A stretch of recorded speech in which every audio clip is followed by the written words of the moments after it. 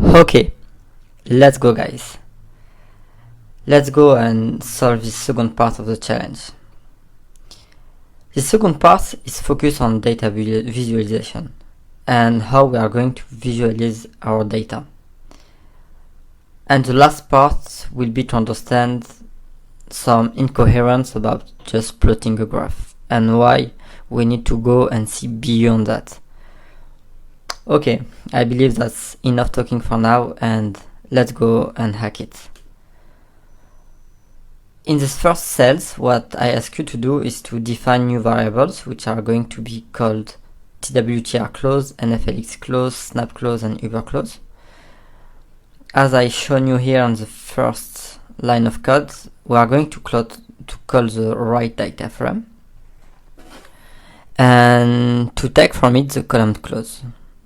I'm going to do that. You will understand it when I'm going to plot the graph, why I prefer doing that instead of just calling it in the second step.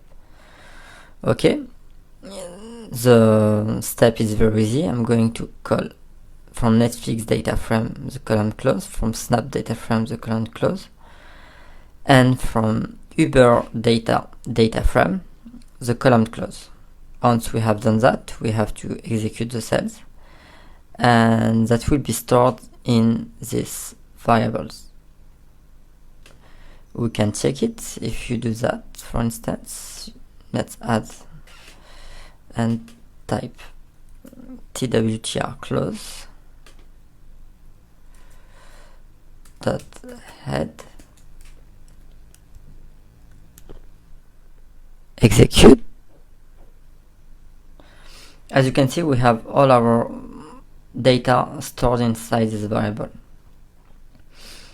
Once we have done that, we are going to make our first plot in this challenge. Following the methodology that I shown you in the Plotly crash course, that will be divided into three parts. First of all, you are going to plot to declare the figure. You must declare the figure. Once the figure is declared, the first step is declaring the figure. Fig equal dot go dot figure. You can name it by another way. I'm calling it fig, but you can call your figure by another way. You can call it graph. Some people call that viz, like visualize. That at your convenience, but I'm going to call it fig in this way, in this step. Okay, once you declared your figure, you have to add your different trace. What we want here we want to have a scatter plot, a scatter line, which means like different points linked by a line graph. So, which means that what we will do, and second point is we want on the x-axis the date, which are stored inside the index, and the stock price on the left side. And to be more precise, as I explained in the instruction, we want the closing price. So let's go. What I have done here is adding different traces. We want 4 different traces on the graph. The first one, which will take Twitter data index, which means the date on the x-axis. We want on the y-axis TWTR close, which means this data.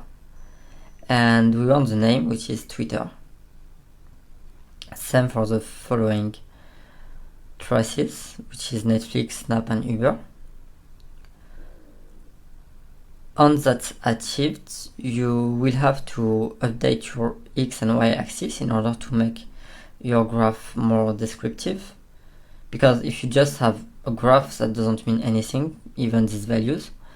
And what I'm asking you to do here is to just update the x and y axis, and on top of that I want you to include on the x axis a range slider, because I believe that makes it more easy to read the graph afterwards. Okay, let's go. Okay, what you have to do here is to add fig.update x-axis title equal date, and run slider visible equal true. Once you have done it, you have to update the y-axis. I guess you got it right now, but on the y-axis what you have to do is title equal stock price, or more precisely share price USD. And the last step, I don't know if you remember the 3 steps. First, declare the figure. Second, add trace. And the last step consists of showing the graph, asking Plotly to show the graph, fig.show. If you used viz, you have to type viz.show.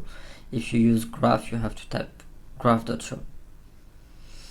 Once you have done that, you just have to execute, and you will find out these visuals.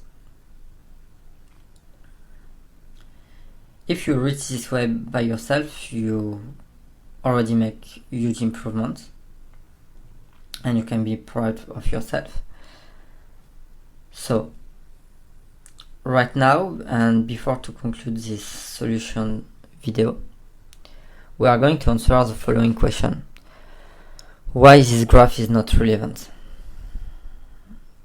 I believe when you invest in stock markets, that always allows you to generate passive income. That's the goal behind that. But the point is, like, you don't buy the share at the same price.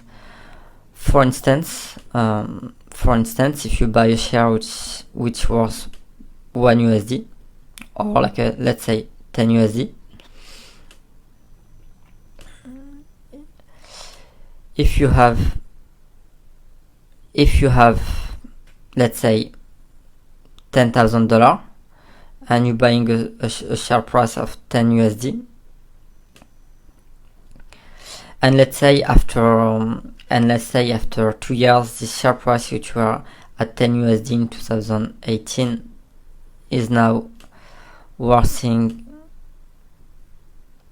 USD. That's easy to see that you made 70% of benefits. Sorry.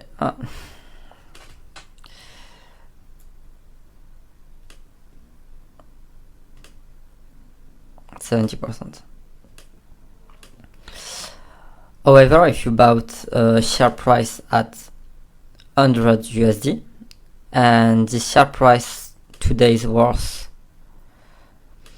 125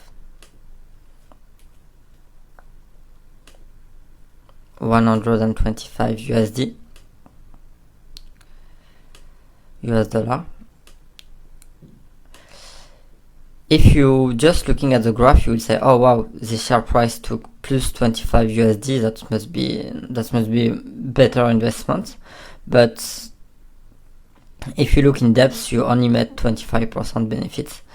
That's why when you look at this graph by this way, when you see that Netflix is moving from 200 to 400, going down to 233.88, etc., you tend to think that Netflix is the best investment. However, you can't really notice what's happened if you compare it to Twitter, for instance, because the scale is different. That's why this graph by itself doesn't worth anything. Even in terms of a quick visual analysis, you can't really determine anything.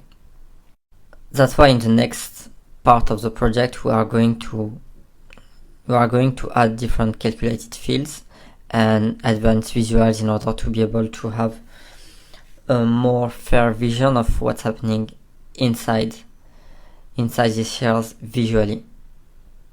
Okay, I hope you enjoyed this solution video. See you in the next one, where we are going to go in depth about calculating fields. We will start by calculating our daily returns in order to have a more fair vision of what's happened for the different shares price.